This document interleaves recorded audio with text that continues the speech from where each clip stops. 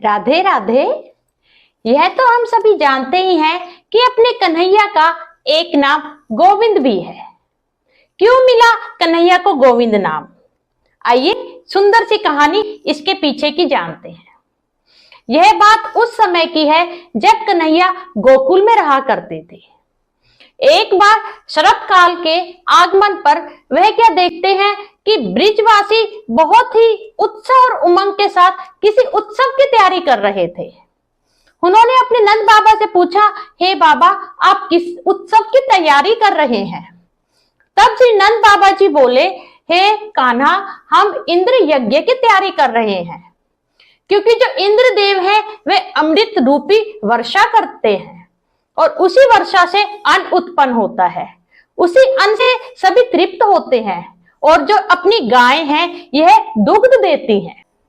जैसे ही नंद बाबा ने बताया कि वह इंद्र यज्ञ कर रहे हैं तो कन्हैया कुछ सोचकर बोले, हे बाबा, हम ना ही व्यापारी हैं ना ही हम किसान हैं, जो हम वर्षा पे पूरी तरह से आश्रित हैं। हम तो अपनी जीविका इन गाय जो है इनसे और गिरिराज से चलाते हैं, इसलिए हमारी तो देवी ये गाय है और गिरिराज देवता है। इसलिए हमें गिरिराज की परिक्रमा, गिरि यज्ञ और गाय की हमें पूजा करनी चाहिए। इसलिए आप संदेह ना कीजिए, आप इंद्र यज्ञ की जगह सारे आज गोकुल का दूध आप इकट्ठा करिए और हम गिरिराज जी की परिक्रमा करेंगे और जो गौ है इनकी हम पूजा अर्चना करेंगे।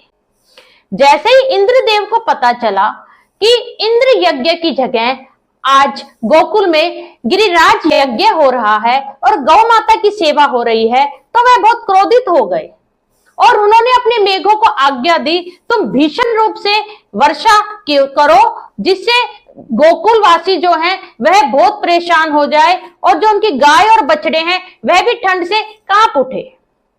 जैसे ही इंद्र के मेघों ने वर्षा का तांडव मचाना शुरू किया तो कन्हैया से रहा नहीं गया और वह समझ गए आज मुझे गोकुल वासियों की रक्षा करनी ही होगी।